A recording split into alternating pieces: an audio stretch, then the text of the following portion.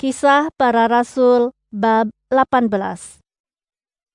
Seterusnya, Paulus berangkat dari Athena ke Korintus. Apabila tiba di situ, dia bertemu dengan seorang Yahudi bernama Aquila yang lahir di kota Pontus. Dia baru datang dari Italia dengan istrinya Priscilla karena Claudius telah menitahkan semua orang Yahudi keluar dari Roma. Paulus pergi menemui mereka, lalu tinggal dan bekerja bersama mereka karena mata pencarian mereka sama, yaitu sebagai tukang kemah. Pada setiap hari Sabat, Paulus berhujah di Salmaah untuk meyakinkan orang Yahudi dan juga orang Yunani menjadi murid Yesus. Setelah Silas dan Timotius sampai di situ dari Makedonia, Paulus menumpukan masa kepada usaha menyampaikan firman Allah serta memberikan kesaksian kepada orang Yahudi bahwa Yesus itulah Kristus. Akan tetapi, mereka menentang dan mencelanya. Maka Paulus mengebaskan debu daripada pakaiannya, lalu berkata, "Darahmu tertumpah ke atas kepalamu sendiri. Aku tidak bertanggung jawab. Aku bersih. Dari sekarang, aku hendak pergi kepada orang bangsa asing." Paulus pun berpindah ke rumah Titus Justus, seorang yang menyembah Allah. Rumahnya bersebelahan dengan Salmaah. Krispus, ketua Salmaah itu, serta seisi rumahnya percaya kepada Tuhan Yesus. Ramai lagi orang Korintus turut mendengar dan percaya lalu dibaptiskan. Pada suatu malam, Tuhan berfirman kepada Paulus dalam satu penglihatan. "Jangan takut, berkata-katalah terus dan jangan berhenti. Kerana aku menyertaimu. Tiada seorang pun akan dapat mencederakanmu, kerana ramai orang di kota ini umatku." Paulus tinggal di situ 1,5 tahun sambil menyebarkan firman Allah kepada orang di situ.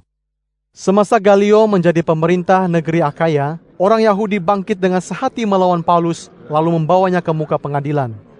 Mereka berkata, "Orang ini coba mempengaruhi orang ramai supaya menyembah Allah dengan cara yang bercanggah dengan hukum Taurat."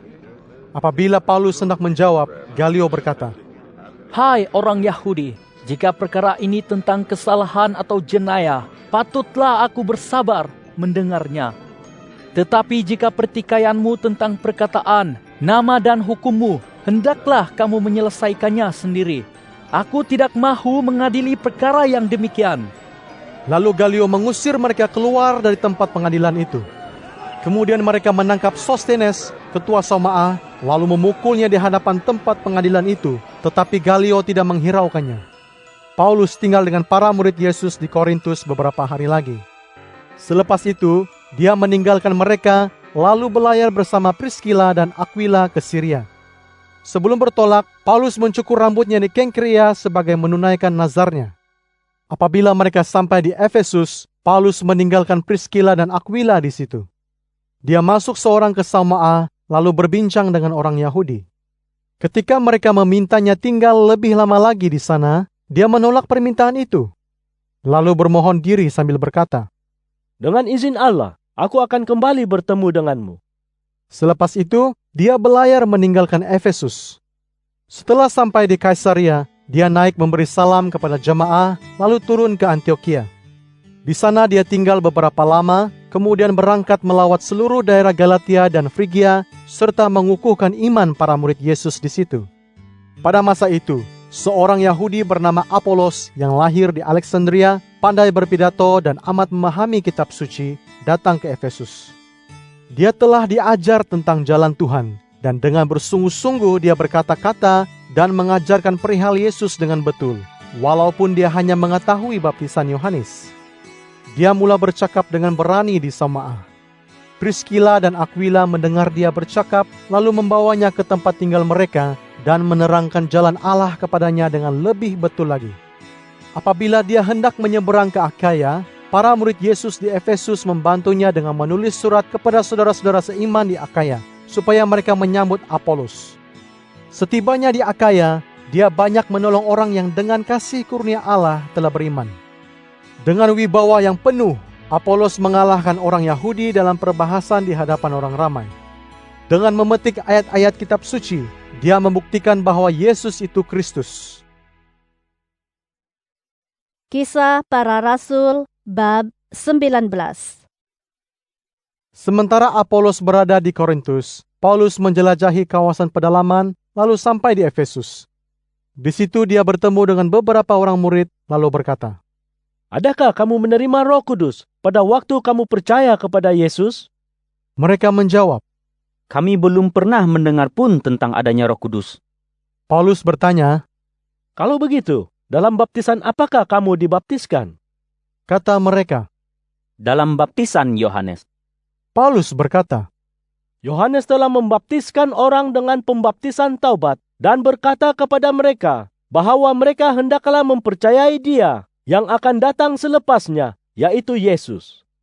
Setelah mereka mendengar penerangan itu, mereka dibaptiskan dengan nama Tuhan Yesus. Paulus meletakkan tangan di atas mereka, lalu datanglah Roh Kudus menguasai mereka, dan mereka semuanya bercakap dalam berbagai-bagai bahasa serta bernubuat. Semuanya ada kira-kira 12 orang. Paulus masuk ke Sama'a dan bercakap di situ dengan beraninya selama 3 bulan.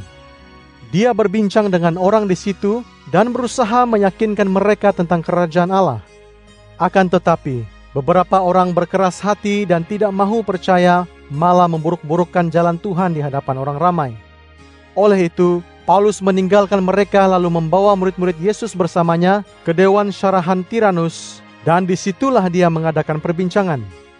Hal itu berlaku selama 2 tahun, hingga semua penduduk Asia, baik orang Yahudi maupun orang Yunani, telah mendengar firman Tuhan. Allah melakukan mukjizat yang luar biasa melalui Paulus. Sesetengah mereka membawa pulang sapu tangan atau kain yang pernah dipakai Paulus kepada orang yang sakit, lalu mereka sembuh dan roh-roh iblis yang merasuk mereka keluar dari tubuh mereka. Beberapa orang Yahudi yang mengamalkan ilmu sihir turut serta menyebut nama Tuhan Yesus untuk mengubat orang yang dirasuk roh-roh iblis dengan berkata, Aku menyumpahi kamu demi Yesus yang dikabarkan oleh Paulus. Ada 7 orang anak Skewa, imam besar orang Yahudi, yang berbuat demikian. Akan tetapi, roh jahat itu menjawab, Aku kenal akan Yesus dan tahu akan Paulus. Tetapi kamu ini siapa? Lalu orang yang dirasuk roh jahat itu menerkam dan mengerjakan mereka. Mereka pun lari dari dalam rumah itu dalam keadaan telanjang dan luka. Berita itu tersebar baik dalam kalangan orang Yahudi maupun orang Yunani di Efesus. Mereka ketakutan, lalu nama Tuhan Yesus semakin dimuliakan. Ramai orang yang mempercayai Yesus datang sambil mengakui segala perbuatan jahat mereka yang lalu.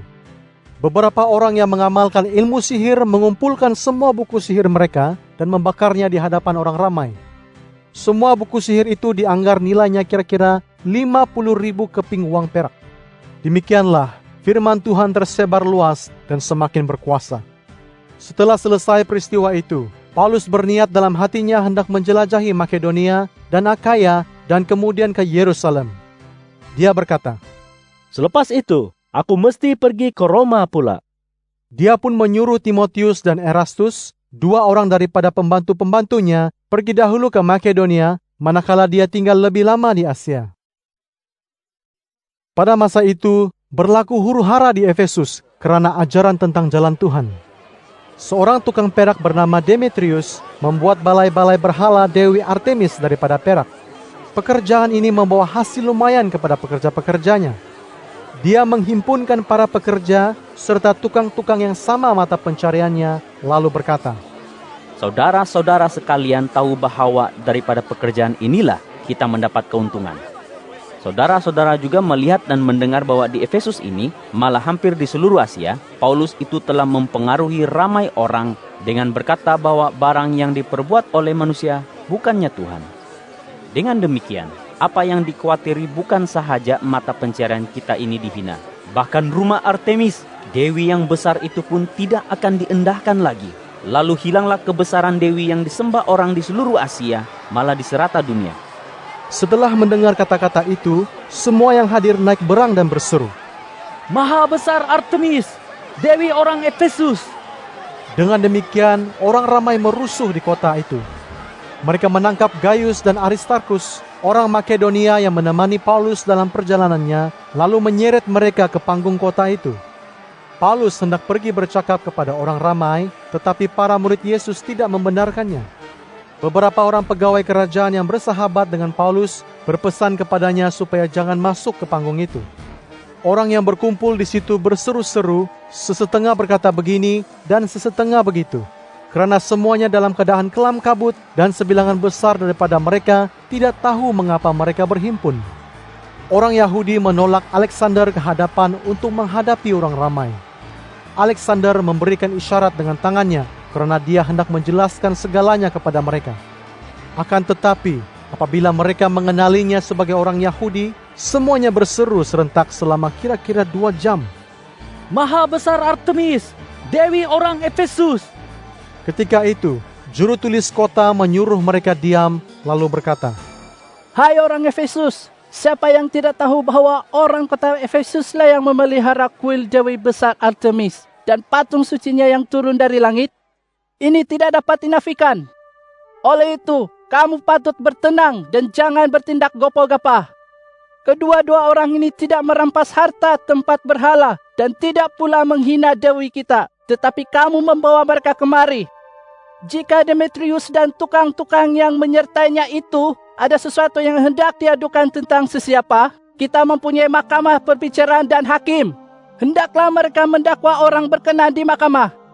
Jika kamu menuntut perkara lain, hendaklah diselesaikan dalam perhimpunan yang berpatutan. Oleh sebab apa yang berlaku hari ini, kita akan didakwa menimbulkan huru-hara tanpa sebab, dan kita tidak dapat memberikan alasan yang wajar untuk membenarkan perhimpunan ini. Selepas itu, juru tulis kota menyuruh perhimpunan itu bersurai.